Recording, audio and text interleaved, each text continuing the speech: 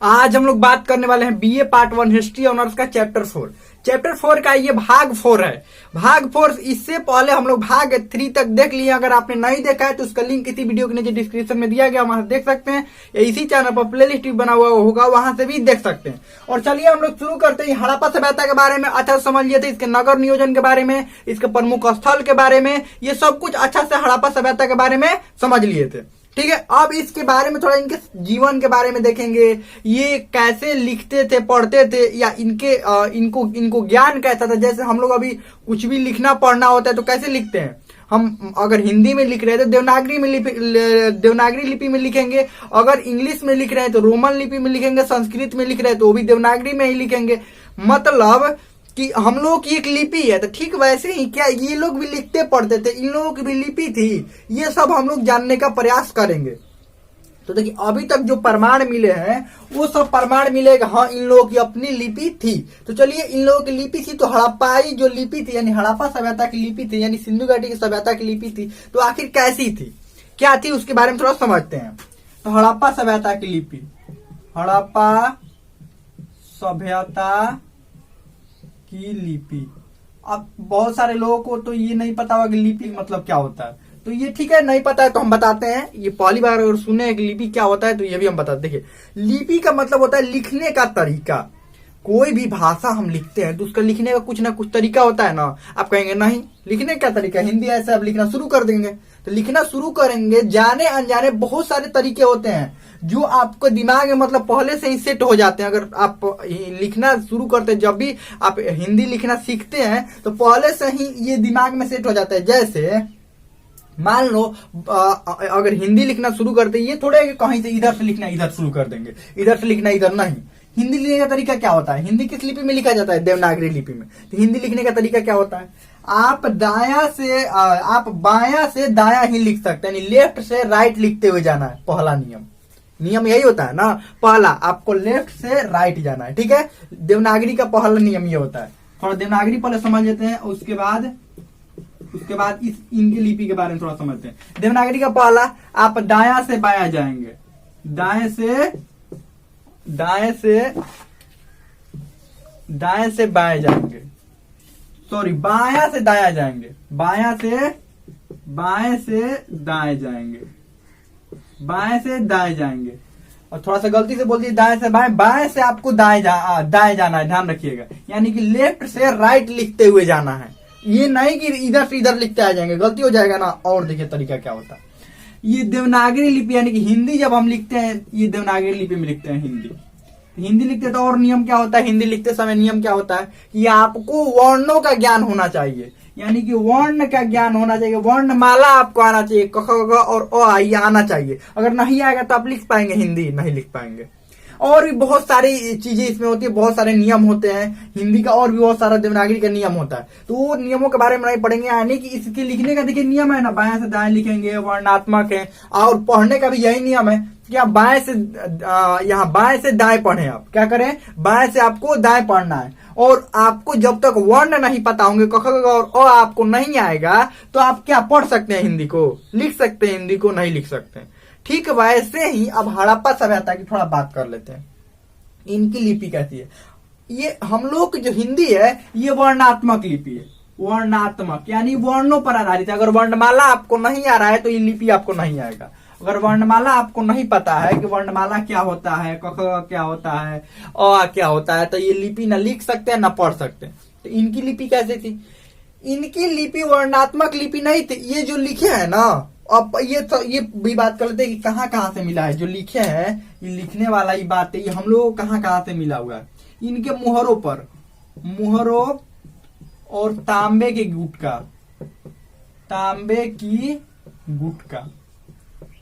गुटका पर मिला हुआ है। तांबे के गुटका पर इनकी लिखी हुई बातें मिली हुई है। और इनकी जो लिपि है ये चित्रात्मक लिपि है। अब चित्रात्मक लिपि भी समझ लेते हैं, मतलब चित्रों पर आधारित। अगर चित्र का आपको ज्ञान नहीं है, किस चित्र का मतलब क्या होता है, तो ये लिपि नहीं पढ़ सकते। और अभी तक ये पढ़ा नहीं गया है। ये लिपि पढ़ा नहीं गया। आप समझिए इसमें चित्र कैसे कैसे होते थे। जैसे हम लोगों को कुछ भी लिखना है तो ऐसे लिखते हैं, वर्णमाला लिख देते हैं, हिंदी लिखा जाता है, ठीक है। लेकिन इनकी क्या थी, इनकी चित्र कैसे कैसे बने हुए थे, ऐसे यू आकार के, फिर मछली आकार के, मछली आकार के। अब बताइए तो क्या लिखा हुआ है, अब बताइए तो आप बता सकते हैं क्या लिखा हुआ है ये? नहीं, क्योंकि हमें पता ही नहीं है कि इस चित्र का मतलब क्या होता है, इस चित्र का मतलब क्या होता है, इस चित्र का मतलब क्या होता है, किसी भी चित्र का मतलब नहीं मालूम है। इनकी लिपि यही है और ये बहुत सारे चित्रों का प्रयोग किया गया। कुल मूल जो चित्र है, कुल मूल चित्र यानी कि मूल आप अक्षर कह सकते हैं, इस चित्र को अक्षर कह लीजिए, अक्षरों के रूप में है। तो मूल अगर अक्षर कह ले, मूल अक्षर कहें तो कुल 64 मतलब 60 से 64 है, कहीं कहीं आपको 64 मिलेगा, कहीं कहीं 60 मिलेगा। तो मूल अक्षर जो है वो 60 हुआ अक्षर है, यानी कि मूल ऐसे ऐसे 60 अक्षरों का प्रयोग किया गया है इनकी लिपि को लिखने में। और इनकी लिपि कहाँ मिली है, मुहरों पर मिली है, तांबे के गुटका पर मिली है, अभी तक ये इसको पढ़ा नहीं गया है। और ये लिपि चित्रात्मक लिपि है। कैसी लिपि है, अगर आपसे पूछा जाएगा कि इनकी लिपि कैसी है, चित्रात्मक यानी चित्रों पर आधारित है। अगर चित्र का ज्ञान नहीं है आपको तो इनकी लिपि नहीं पढ़ सकते हैं, ना आप लिख सकते हैं। तो वो अभी किसी को ज्ञान नहीं हो पाया कि ये क्या लिखा हुआ है, कौन सा चित्र है। और देखिए ज्ञान कब होगा, एक बात समझिए, ये जो बातें लिखे हैं ना, लंबा लंबा कोई बड़ा सा अभिलेख पर नहीं लिखे हैं, एकदम छोटा छोटा गुटका पर लिखे हैं, छोटा तांबा के गुटका पर, छोटा मुहर पर लिखे हैं। अब कोई कोई ऐसा है कि किसी पर 6 गो अक्षर बनाया हुआ है, किसी पर 8 गो अक्षर बनाया हुआ है, और एक सबसे जो बड़ा तांबा का गुटका मिला हुआ है उस पर अंतिम 17 जो शब्द है, यानी 17 अक्षर है, जो 17 गो अक्षर उस पर अंकित है। तो बताइए इतना छोटा छोटा कैसे पढ़ पाएंगे? आप ही को अगर 6 गो अक्षरों का कोई भी चीज दे दिया जाए तो कैसे, इतने छोटे में कैसे आप अनुमान लगाएंगे कि इसका मतलब क्या होता है? कोई भी आपको धीरे से कुछ भी 2 गो शब्द बोल दे तो अचानक नहीं सुनाई देता है। उसको बड़ा शब्द, उसको अगर वो वही बड़ा शब्द बोले या कुछ बड़ा बोले तो उसको समझने में थोड़ी सी आसानी होती है। लेकिन अगर छोटा सा कोई शब्द बोल दे तो समझ पाएंगे? नहीं समझ पाएंगे। ठीक है, वैसे ही ये जो लिखते थे, एक गुटका पर मान लीजिए, एक गुटका है ना, 6 गो शब्द इस पर लिख दिए, किसी पर 8 गो शब्द लिख दिए, क्या पता चल पाएगा? सबसे बड़ा जो मिला हुआ है उस पर 17 गो शब्द लिखा हुआ है। तो बताइए ये 17 शब्द कैसे पढ़ पाएंगे? 17 शब्द तो ये अभी तक इसीलिए, इसी कारण इतना छोटा ही है ना, इसके इसी कारण नहीं पढ़ पाए हैं। अभी तक 4000 नमूने मिल चुके हैं, 4000 नमूने। अब इसका मतलब क्या होता है? 4000 मुहरे और तांबे के गुटका मिलकर कुल 4000 मिला हुआ है। मुहरे और तांबा का गुटका कुल 4000 परमाणु मिला हुआ है। मान लीजिए मुहर तांबा का गुटका, मुहर तांबा का गुटका, ऐसे करके 4000 मिला हुआ है, फिर भी नहीं पढ़ा गया। क्यों? क्योंकि इतने छोटे छोटे उस पर अक्षर, छोटा का मतलब उनका आकार छोटा नहीं है, उनका शब्द छोटा है। किसी में 6 गो शब्द पर प्रयोग किए हैं, किसी में 8 गो। अब 6 गो शब्द ऐसे ही 3 गो शब्द इसमें प्रयोग कर दिए। अब कोई बता पाएगा क्या लिखा हुआ है? कैसे बता पाएगा? कुछ बड़ा लिखेंगे तभी ना कोई समझने की कोशिश भी करेगा क्या है ये। कुछ नहीं तो कुछ उसमें समझ में आ ही जाएगा। अब इतना छोटा है, कैसे समझ में आएगा क्या है क्या नहीं है? तो अभी तक ये पढ़ा नहीं गया है। और इसमें 2 गो अक्षर सबसे अधिक प्रयोग किए गए, यू आकार का, एक मछली आकार का। ये दोनों अक्षरों का प्रयोग सबसे अधिक किया गया है। तो अभी तक हड़प्पा सभ्यता की जो लिपि है वो चित्रात्मक लिपि है, या भाव चित्रात्मक भी कहते हैं।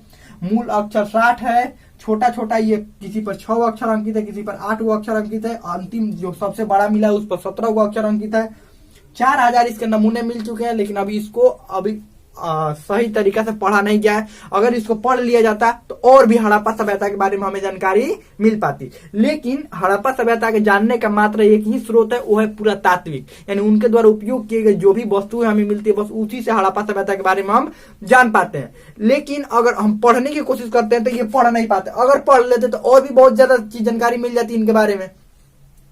अब देखिए ये जो मुहरे तांबे के गुटका, ये सब कहाँ कहाँ मिले हुए हैं? ये हड़प्पा सभ्यता के क्षेत्र में मिले हुए हैं। और कुछ मिले हुए हैं जो सुमेर, मेसोपोटामिया की सभ्यता से, वहां पर भी मिले हुए हैं। और ये ईरान, मिस्र, ये सारे जगहों पर भी मिले हुए हैं सिंधु सभ्यता के मुहरे। तो इससे ये प्रमाण होता है कि उस समय भी विदेशों में व्यापार होता था, यानी ईरान से, मिस्र से, ये सारे जगहों से व्यापार उस समय भी होता था। ये अपनी जरूरतों को वहां से पूरा करते थे और यहाँ के सामान वहां बेचते थे और वहां का सामान यहाँ पर। चलिए अब थोड़ा इनके जीवन के बारे में देख लेते हैं कि ये रहते कैसे थे, इनका सामाजिक जीवन। देखिए किसी के बारे में अगर जानना है ना तो उसके सामाजिक जीवन जान लीजिए। किसी भी समाज के बारे में आपको जानना है कि सामने वाला समाज कितना विकसित है, कितना विकसित नहीं है, कौन कौन सी प्रथाएं हैं, ये सब जानना है ना, तो 3-4 कुछ चीजें उनके बारे में जानना होता है। सामाजिक जीवन, राजनीतिक जीवन, आर्थिक जीवन और धार्मिक जीवन, ये 4 को जीवन के बारे में उनके जान लेंगे ना कि उनके ये जीवन कैसा, तो पूरा उनका सब चीज आप जान पाएंगे, उनके रहने का तरीका मतलब सब कुछ जान पाएंगे। चलिए तो बात करते हैं इनके जीवन के बारे में। ये समझ गए होंगे, लिखना है तो लिख लीजिए और चलिए हम लोग आगे बढ़ते हैं। अब थोड़ा इनके जीवन के बारे में समझ लेते हैं। हड़प्पा सभ्यता के लोगों के जीवन।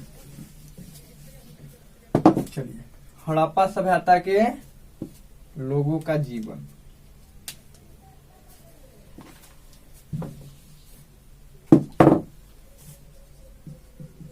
हड़प्पा सभ्यता के लोगों का जीवन। हड़प्पा सभ्यता के लोगों का जीवन, इनका जीवन कितना प्रकार का था, कितना प्रकार का, किसी का भी जीवन इतना ही प्रकार का होता है, इससे ज्यादा नहीं होता है। एक तो सामाजिक जीवन, सामाजिक जीवन, राजनीतिक जीवन और उसके बाद आर्थिक जीवन और उसके बाद धार्मिक जीवन। अब थोड़ा आप लोगों को कम ही इसके बारे में समझ में आ रहा होगा, आप समझाते हैं आराम से। किसी भी समाज के बारे में जानना है ना, किसी भी देश के बारे में जानना है, उसकी संस्कृति के बारे में जानना है, या कोई अलग समाज रह रहा है उसके बारे में जानना है, तो इन 4 चीजों को जान लीजिएगा, पूरा उसके बारे में सब कुछ आपको मालूम चल जाएगा। सामाजिक जीवन में क्या देखते हैं, राजनीतिक जीवन में क्या देखते हैं, धार्मिक जीवन में क्या क्या आता है, और ये आर्थिक जीवन में क्या क्या आता है और धार्मिक जीवन में क्या क्या आता है। सामाजिक जीवन में ये देखा जाता है कि उनके परिवार कैसे रहते हैं, परिवार का प्रधान कौन है, परिवार कैसे रहते हैं, और उनका वो जो कैसे पहनावा है, क्या उनका खान पान है, कैसे रहते हैं, और कौन कौन सा वर्ग उसमें रहता है। जैसे उस समाज में कौन कौन से पुरोहित रहते हैं, कि योद्धा वर्ग रहता है, कि व्यापारी रहता है, कि मजदूर रहता है, कि कृषक रहता है, क्या क्या रहता है, ये सब के बारे में ये होता है सामाजिक जीवन। मतलब उनका समाज कैसा है, समाज में कौन कौन से लोग रहते हैं, कोई व्यापारी है, कोई पुरोहित है, कोई योद्धा है उसमें, या कोई उसमें कृषक है, ये सब सामाजिक जीवन में। उनका पहनावा कैसा है, ये भी सामाजिक जीवन के अंतर्गत आएगा। उनका पहनावा, वो अपने मनोरंजन के लिए क्या करते हैं, ये भी सामाजिक जीवन के अंतर्गत आएगा। अब राजनीतिक जीवन के अंतर्गत क्या क्या आएगा, राजनीतिक जीवन के उनका शासन कैसे चलता है, मतलब उनके समाज का प्रमुख कौन होता है, उनके समाज में कोई भी कुछ गलत काम करता है या कुछ भी करता है तो उसको दंड कैसे दिया जाता है, उनके कानून क्या है, ये सामाजिक जीवन में। ये राजनीतिक जीवन में आता है। उनके राजा का निर्णय कैसा होता है, यानी जो उनके शासक चुने जाते हैं उसका निर्णय कैसे होता है, क्या राजा शासक बनते हैं या जनतांत्रिक शासन प्रणाली लोकतंत्र है। आगे ये राजनीतिक जीवन हो गया, मतलब राजनीति कैसा है। आर्थिक जीवन किसी का भी बात कर रहे हैं, इन्हीं की बात नहीं कर, किसी का भी आर्थिक जीवन देखना है तो उनका ये देखा जाता है कि जीविका का मुख्य आधार क्या है। जीविका का मुख्य आधार, वो अपना जीवन यापन कैसे करते हैं, मतलब वो अपना जीवन यापन करने के लिए किस चीजों पर निर्भर रहते हैं, कृषि करते हैं, व्यापार करते हैं या कुछ और करते हैं, कौन कौन से वो कार्य करते हैं। कोई कृषक होगा, कोई उसमें धातु निर्माता होगा, कोई और कारीगर होगा या कोई व्यापारी होगा। ये अपना जीवन कैसे चलाते हैं। और ये आर्थिक जीवन में भी देखा जाता है कौन कौन से, मान लीजिए कृषक है तो कौन कौन सी फसल उगा रहा है, व्यापारी है तो क्या क्या मतलब बेच रहा है, क्या खरीद रहा है और कहाँ से इसकी व्यापार है, ये सब देखा जाता है। धार्मिक जीवन किसी का देखा जाता है तो धर्म के बारे में कि कौन सी ईश्वर को मानते हैं, ईश्वर को मानते हैं तो कैसे कैसे ईश्वर को मानते हैं, कितने उनके ईश्वर हैं, कब कब उनकी मतलब कब कब वो त्योहार मनाते हैं, क्या करते हैं, कौन सा धार्मिक विश्वास है, ये सब धार्मिक जीवन में देखा जाता है। हमें लगता है कि इतना स्पष्ट हो गया होगा सामाजिक जीवन। अभी भी आप समाज का देख सकते हैं, अभी भी आप सामाजिक जीवन लोगों का, आप अपने आसपास भी सामाजिक जीवन आप अनुमान लगा सकते हैं कि सामाजिक जीवन इनका कैसा है, राजनीतिक जीवन कैसा है, आर्थिक जीवन कैसा है, धार्मिक जीवन कैसा है। अगर ये अब समझ में नहीं आया ना तो फिर से एक बार और इसको वीडियो को थोड़ा पीछे करके और देखिए, इसको अच्छा से समझ में आ जाए। सबसे बात करते हैं इनके सामाजिक जीवन। सबसे पहला जीवन सामाजिक जीवन के बारे में बात कर लेते हैं। सामाजिक जीवन अब सामाजिक जीवन के बारे में सबसे पहले बात करते हैं। यहाँ पर मातृ देवी की मूर्ति मिली हुई है। मातृ देवी की मूर्ति से यह प्रमाणित होता है कि इनका जो समाज था मातृ सत्तात्मक था, यानी कि मातृ सत्तात्मक था। अब मातृ सत्तात्मक और पितृ सत्तात्मक की बात क्या होती है, यानी माता ही घर की मुख्य मानी जाती है। मातृ सत्तात्मक का मतलब ये होता है। और औरतों को समाज में एक अच्छा ओहदा, एक अच्छा पद होता है औरतों का। मातृ सत्तात्मक का मतलब यही होता है कि अच्छा पद होता है, वही मातृ सत्तात्मक हो। अब पितृ सत्तात्मक का मतलब क्या होता है, उस समाज का, उस घर का प्रमुख पिता ही होगा, वो पितृ सत्तात्मक है। और मातृ सत्तात्मक का मतलब वो माता ही घर के पूरे शासन की जिम्मेवारी माता के ही पक्ष में रहेगा, और माता ही उस समाज का, उस घर का, मतलब उस घर का निर्णय करेंगी। ये मातृ सत्तात्मक होता है, यानी उनका परिवार। और एक बात, उनका परिवार कैसा था, एकल परिवार भी था और संयुक्त परिवार भी था। संयुक्त मतलब सभी लोग एक साथ रहते थे, और एकल परिवार का मतलब एक ही परिवार, उसमें पति पत्नी और बच्चे, वो एकल परिवार हुआ। और संयुक्त परिवार मतलब पति पत्नी भी हो गए, बच्चे भी हो गए, उनके माता पिता भी हो गए, उनके भाई भी हो गए, मतलब ये संयुक्त परिवार है। तो यहाँ पर दोनों तरह के परिवार मिलते हैं, एकल परिवार भी था और संयुक्त परिवार भी था, ध्यान रखिएगा, दोनों तरह के परिवार थे। चलिए तो आगे बढ़ते, परिवार के बारे में सब समझ लिया, समाज के बारे में मातृ सत्तात्मक समाज था। और यहाँ पर कई वर्गों के लोग रहते थे। कई वर्ग का मतलब ये हुआ, कई वर्ग के लोग रहते थे। अब इसमें कौन कौन से वर्ग थे, सबसे पहला पुरोहित वर्ग था। पुरोहित यानी जो विद्वान होते थे उनको पुरोहित वर्ग में शामिल किया जाता था। योद्धा वर्ग भी था, लेकिन यहाँ पर युद्ध के प्रमाण नहीं मिले, इतना बात समझ लीजिएगा, यहाँ पर युद्ध के कोई प्रमाण नहीं मिले। योद्धा ये वो होते होंगे जो मान लीजिए इसलिए कि थोड़े बहुत अपना जो उनका शहर था उनकी सुरक्षा किया जा सके, थोड़े बहुत उनके शहरों की सुरक्षा किया जा सके, उस सुरक्षा में लगाए गए थे, यही वो योद्धा वर्ग थे। योद्धा का मतलब ये नहीं कि युद्ध करने के लिए बहुत दूर दूर तक जाते थे, नहीं, और अपने सामानों की सुरक्षा कर सके, बस योद्धा इसीलिए थे। ये कोई बड़ा यहाँ पर युद्ध का प्रमाण नहीं मिला हुआ है, कोई बड़ा राजा का भी प्रमाण नहीं मिला हुआ है। पुरोहित, योद्धा वर्ग, व्यापारी थे, श्रमिक और कृषक वर्ग भी मिले हैं। कृषक वर्ग, अब कृषक वर्ग के बारे में भी थोड़ा समझेंगे। आप कहेंगे कि ये शहरों में कृषक क्या कर रहे थे, तो भोजन कैसे चलेगा उनका, शहरों में नहीं थे वो कृषक, इनके गांवों की बात कर लेंगे। शहर के अलग हटकर गांव भी थे, ध्यान रखिएगा, शहर से थोड़ा दूर हटकर गांव भी थे, और अनाज की आपूर्ति शहर वाले लोगों की वही गांवों से ही होती थी, ध्यान रखिएगा। गांव के लोग खेती करते थे, वो अनाज किसको बेचते थे, शहर वाले को, और शहर से अपने जरूरत के जो भी सामान होते जैसे कपड़ा या और भी जो भी जरूरत के सामान होते वो शहरों से लेकर आते थे। तो यहाँ पर कृषक का भी प्रमाण मिला हुआ है। तो कृषक जो इनका वर्ग था ये शहरों में नहीं रहता था, ये गाँव में रहता था। कृषक शहर में क्या करेगा, मुख्य रूप से गांव में ही रहेगा। तो चलिए, ये पुरोहित, योद्धा, व्यापारी और श्रमिक और कृषक वर्ग, इनका वर्ग इतना में विभाजित था, यानी लोग इतने। ये कृषक वर्ग को आप हटा सकते हैं क्योंकि ये तो शहर में रहते नहीं थे, ये शहर में नहीं रहते थे, तो इसको हटा सकते हैं, कोई दिक्कत नहीं है। चलिए आगे बात करते हैं। अब सामाजिक जीवन में इनका और आगे थोड़ा सा बात कर लेते हैं, और भी इनका समाज कैसा था। ये मातृ सत्तात्मक हो गया, वर्ग इनके इतना में विभाजित वर्ग थे। और एक बात, इनके थोड़ा पहनावा देख लेते हैं। पहनावा, ये आभूषण धारण करते थे। ये क्या करते थे, आभूषण धारण, और आभूषण दोनों धारण करते थे, स्त्री और पुरुष दोनों। आभूषण ये अपने सजावट में एकदम आगे थे, ध्यान रखिएगा। आभूषण दोनों लोग धारण करते थे, स्त्री और पुरुष दोनों आभूषण पहनते थे, दोनों गहना पहनते थे, स्त्री और पुरुष दोनों गहना पहनते थे। गहना का मतलब समझते हैं ना, जो हाथ में कोई, अगर ये हाथ में कोई पहनता है उसको भी गहना ही बोलते हैं। गहना का मतलब क्या है, अपने जो भी सोने या चांदी या कोई भी वस्तु सजावट के लिए बाहर से पहनी जाती है वो गहना ही होता है। तो गहना स्त्री और पुरुष मतलब दोनों आभूषण धारण करते थे, ध्यान रखिएगा। स्त्री हो या पुरुष हो, जैसे गला में कोई कुछ भी पहना हुआ है, या हाथ में कोई कुछ पहना हुआ है, या उंगली में कुछ अंगूठी पहना हुआ है, या कुछ और भी पहना हुआ, वो सब गहने होते हैं, ध्यान रखिएगा। और अभी भी देखिए, पुरुष क्या गहना नहीं पहनते हैं, गहना का मतलब अंगूठी नहीं पहनते हैं, गला में कुछ नहीं पहनते, अभी भी पहनते हैं, लेकिन उतना स्त्रियों की तुलना में थोड़ा कम। अभी स्त्रियों की तुलना में थोड़ी कम, लेकिन उस समय स्त्री पुरुष दोनों बराबर थे। जैसे स्त्रियां गहना धारण करती थी, पुरुष भी उससे थोड़ा सा कम गहना धारण करते थे, लेकिन लगभग ठीक ठाक सेम ही था गहना धारण करना।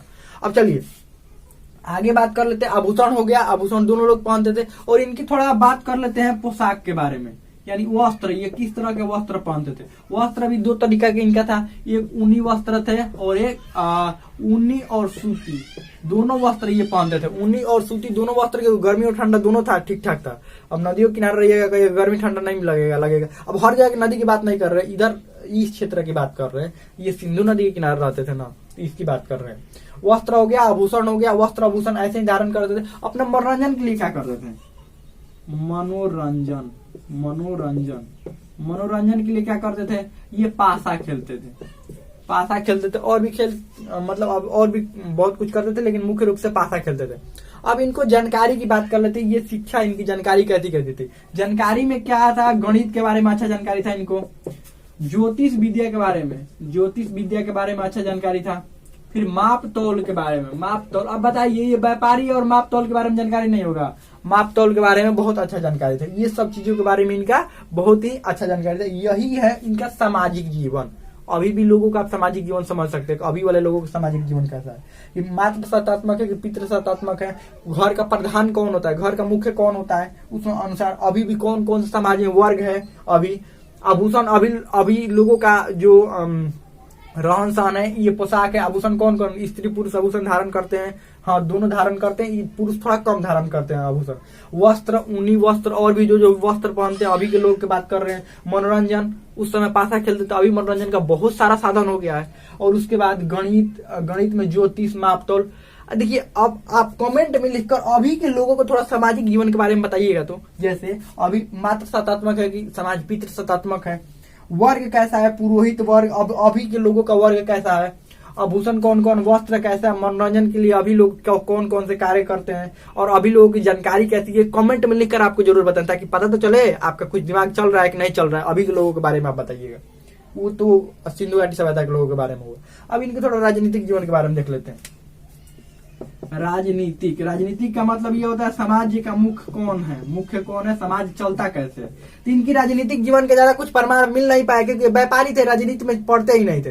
ये लोग व्यापारी थे, अपना व्यापार करना जानते थे, राजनीति ना कोई राजा का साक्ष्य मिला हुआ है, ना कुछ भी चीज का साक्ष्य मिला हुआ है। और यहाँ पर जो निर्णय होते थे, तो बताइए समाज में कोई भी निर्णय करने के लिए भाई लोग तो चाहिए ना, समाज में निर्णय करने के लिए लोग तो चाहिए। तो लोग जब चाहिए समाज में निर्णय करने के लिए, तो कुछ तो ऐसी व्यवस्था होनी चाहिए। तो जनतंत्र यहाँ पर था, लोगों को वोटिंग कराकर, वोट जो दिया जाता है ना, तो जो वोटिंग कराया जाता है, ये अभी से थोड़े, ये बहुत साल से ये चलता आ रहा है। आप वोटिंग का मतलब अभी जैसे वोटिंग कराया जाता है ऐसे नहीं, उस समय लोगों से पूछा जाता है, हाँ आपकी क्या राय है, क्या इस बात से सहमत है, तो हाथ ऊपर कीजिए या कुछ भी कीजिए, आप इस बात से सहमत है, तो लोग हाँ बोलते हैं तो हाँ, और नहीं बोलते नहीं। वोटिंग उसी को बोला जाता है ना। वोटिंग का मतलब ये थोड़ा होता है कि अभी जैसे है ये वोटिंग का तरीका अलग अलग हो सकता है। अभी बहुत सारे तरीका अलग अलग है वोटिंग का, उस समय वोटिंग का तरीका अलग था।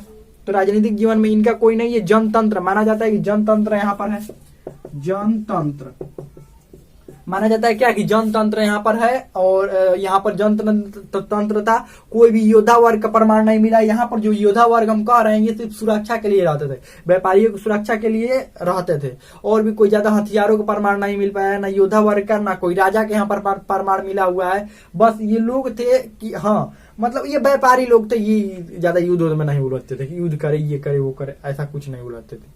तो ये इनके सामाजिक और राजनीतिक जीवन के बारे में समझिए। और सामाजिक जीवन के बारे में आपको कमेंट में लिखकर जरूर बताना, तो हमें तो समझ में आ गया होगा। इससे आगे हम लोग इनके आर्थिक जीवन और धार्मिक जीवन और इनके गांवों के बारे में अगले भाग में समझेंगे। तो हमें लगता है समझ में आ गया होगा। इसमें कोई भी डाउट हो, कोई भी क्वेश्चन आप कमेंट में पूछ सकते हैं, हमें लगता है समझ में आ गया होगा।